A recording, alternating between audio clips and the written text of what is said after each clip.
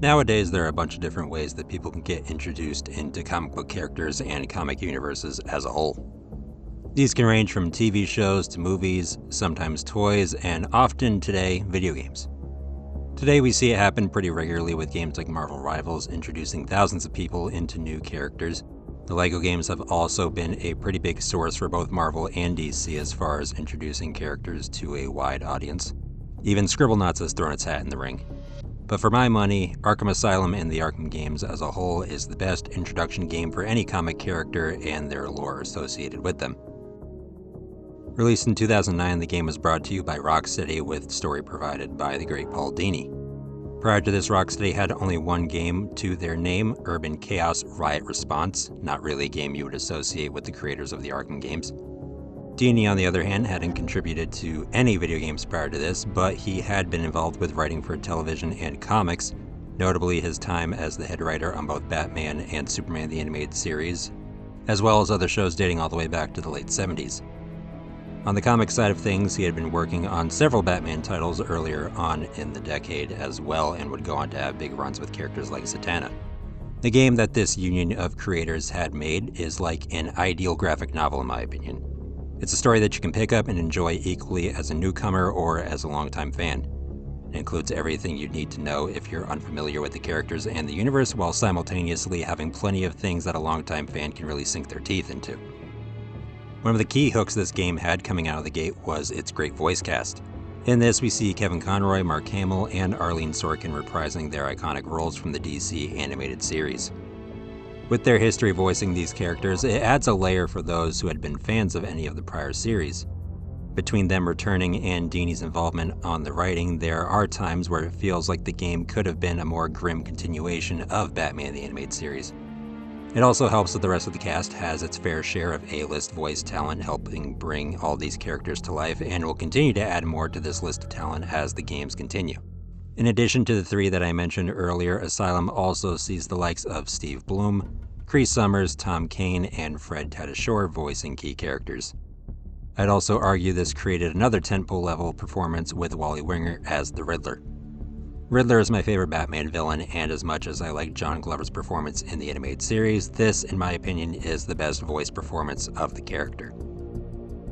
It's also really cool on a personal level having a guy that voices one of my favorite characters from Bleach and a voice from one of my favorite cartoons as a kid in Invader Zim contributing to a project like this, Batman game, one of my favorite characters of all time. The plot of Asylum is pretty basic on paper. Batman returns Joker to the Asylum, Joker flips the script, and the inmates take over along with the assistance from some Blackgate inmates who had been relocated due to a mysterious fire. And thus you start your action-filled journey with horror elements throughout the facility to help take it back. As you make your way through the game, you can get as much or as little out of this universe as you'd like. Going from A to B gives you a good story that incorporates some of Batman's most known villains like Scarecrow, Killer Croc, Poison Ivy, Riddler, Joker, Harley Quinn, as well as some that the average player might not know like Zsasz. Doing this gives you a good thrilling story with some cool varied encounters with each villain and some insight to Bruce Wayne through the likes of Scarecrow sequences. The game, however, has aspects that encourage you to explore the area and dive deeper into the lore. Probably the most famous of these is the Riddler side quest.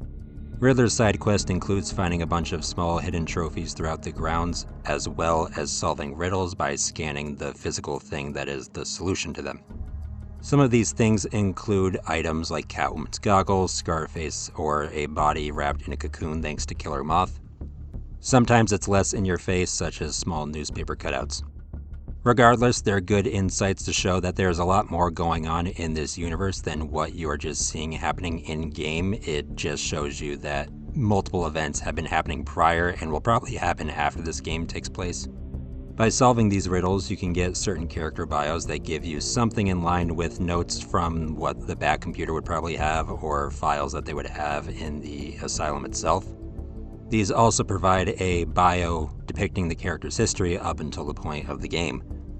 These bios don't stray too far from the comic book continuity that they inhabit, but the Arkham continuity as a whole is a fan of incorporating comic storylines into its history. Even though the Arkham continuity as a whole kind of gets in its own way with certain things sometimes, the biggest one here is probably having the inclusion of Hush, considering what happens in Arkham City. In addition to these bios that you get from solving the riddles, scattered throughout the grounds are also some interview tapes. The tapes are only for the villains that you encounter physically in this game, but for the most part they're good insights to the characterization of each individual. You want me to look at the ink blots again?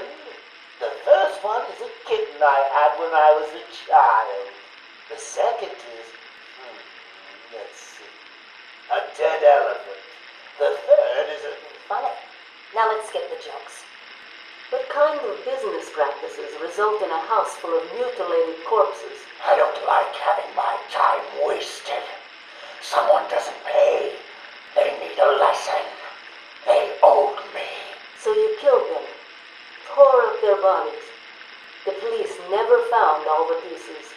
They should have looked in the sewers. Are you saying you hid them there? After a while.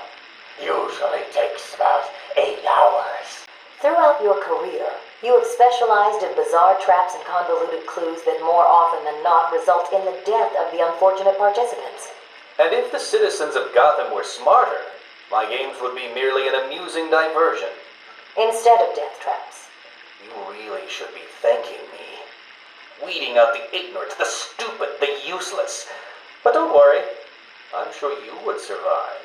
And in Harley's case, you're basically getting her origin story. I got what you wanted. You did? I mean, good. How did you smuggle it in? Actually, I don't want to know. So you're ready to stop that evil, murdering bat once and for all? Of course I am. He needs to pay for what he's done to you. Give it here then, quickly.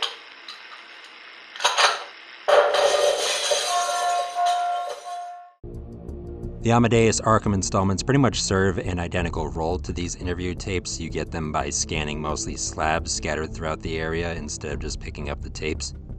These installments are more about the origin of the asylum itself and Amadeus's own slip into madness and a cool twist at the end that you might figure out earlier on, but I'm not going to spoil if you haven't played the game and want to. In addition to the visuals and certain levels like the Killer Croc sequence, the Amadeus Arkham parts really contribute to the slight horror aspect that this game has. Between some aspects of the story, a few visuals, and Amadeus himself, the game takes a lot of inspiration from the story Arkham Asylum: Mysterious House on Serious Earth by Grant Morrison, and turns some of the recollections that Amadeus has in these little installments is practically lifted straight from the graphic novel itself. My mother lived on, but only in a dream. I returned to the family home to care for her, where she remained in her bed for as long as her body continued to breathe. Her tears kept me awake at night. I began my day returning home in good spirits, eager to see my wife and family. I ended it kneeling in their blood, broken fragments of my life, pouring through dripping red fingers. They brought the animal before me, shameless and barking like a mad dog. For what felt like days, I endured his boasts. He took pleasure recounting his actions, cataloguing his depraved crimes. What should have been revenge turned to pity. This poor dog needed my help. From this point on in the franchise, the world building and character exploration will only continue to grow. But Asylum is where it all started and is a very solid foundation that you can enjoy as part of a franchise or on its own as a self-contained piece. With all that being said, I want to thank you for listening or watching this far into the video. I recently was playing a little bit of Asylum and just felt like I wanted to gush on the internet once again about these games. I absolutely love them. I'll probably do something like this in the future for City, Night, Origins, and all that, so if you'd like that, let me know down in the comments. Don't forget to like, comment, subscribe, share, all the fun algorithm boosting things.